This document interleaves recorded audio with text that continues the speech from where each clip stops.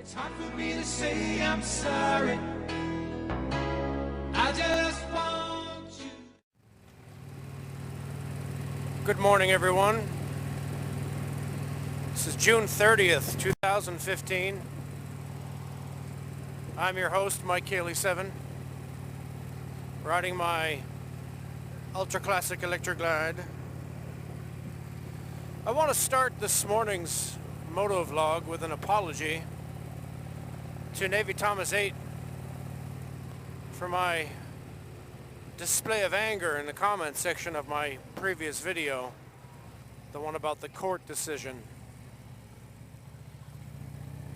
He referred to me as an atheist, and that aggravated me because I get that thrown at me a lot because I question religion.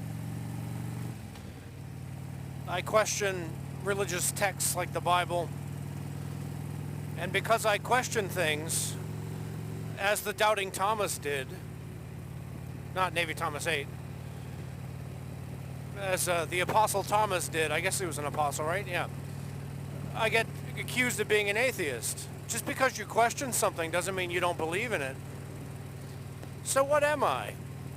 Well, I'm definitely not an atheist. I would consider myself more an agnostic leaning toward theist. The reason agnostic is because there's no concrete proof either way that there is or isn't a God. But I feel faith in my heart, and so I embrace it. So what denomination would I be? I guess I'm a combination of Catholic and Jehovah's Witness, which is a weird amalgamation because they're kind of opposed to one another. I was baptized Catholic, raised a Jehovah's Witness. So I've read the Bible, and it is the same Bible, folks, by the way. Minute changes, but it is the same Bible. It's the New Testament. So I know all the stories, and I was brought up in the faith. So if anything, you know, Christian, all right, so there you go. Not an atheist. I don't know what flame war I'm going to have with Navy Thomas 8 over this latest video, but maybe he was just kidding. I don't know. He hasn't replied to my comment yet.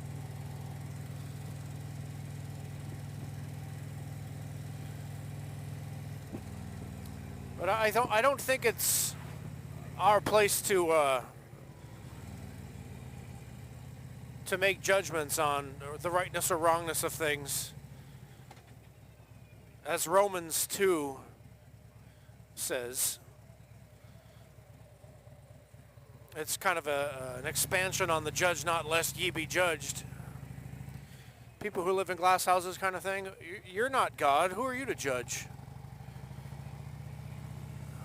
And if you're working for a government and the government says you have to supply a marriage license to these two people, as a government functionary, you have to do your job. If you feel like you have religious objections, then you have to quit because you can't do your job. You swore an oath to preserve, protect, and defend the Constitution of the United States when you took that oath of office. And if the Constitution says that gay people can get married, and equal protection under the law, as interpreted by the United States Supreme Court, the law is the law. You must uphold the law, and if you can't, then you should quit. It's a simple fact. If you don't like the law, fight to change it, but I don't think it's going to happen. So there you go. That's my repeat of yesterday's moto vlog. I would like to mention XXX Deadhead. He did a good video over the Golden Gate Bridge with a friend of his. Very impressive. I really want to go on that bridge someday.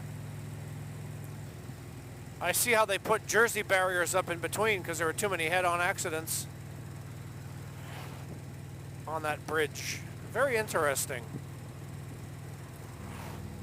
that video. So take a look at XXX Deadhead's video from the Golden Gate Bridge. It's pretty cool. I really need to watch more vlogs. I've been neglectful in my duty.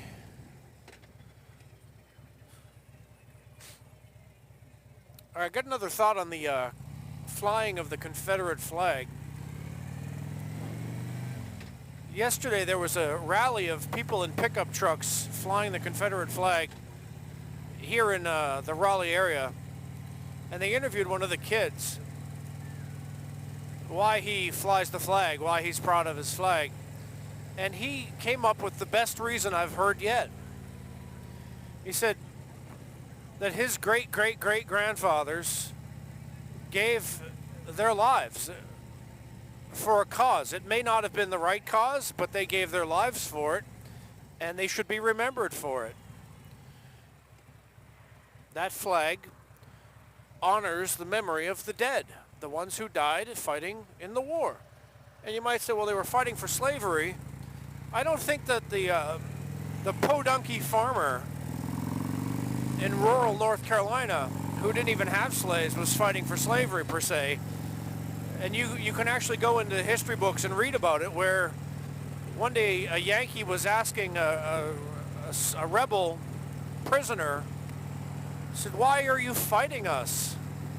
And then the rebel said, because y'all are down here. And I think that was a lot of them. They weren't fighting for slavery, a lot of them. They were fighting to be separate from the United States. They caught on to this idea. We don't have to be in the United States. We can make our own country. Wrong or right, that's for you to judge. History judged it wrong. They lost. But what are you going to do? Forget the dead or dishonor the dead? And let's follow the logic. If you say, oh, well, we can't have anything that reminds us of slavery, our terrible past, well, then you're going to have to take George Washington off the dollar bill and the quarter and erase him from history because he was a slave owner. Thomas Jefferson, same thing. If you follow the logic, we end up with no past, and then we're doomed to repeat it. Think on it, people. No knee-jerk reactionism. This is my Kaylee 7. Talk to you later. After all that we've been through,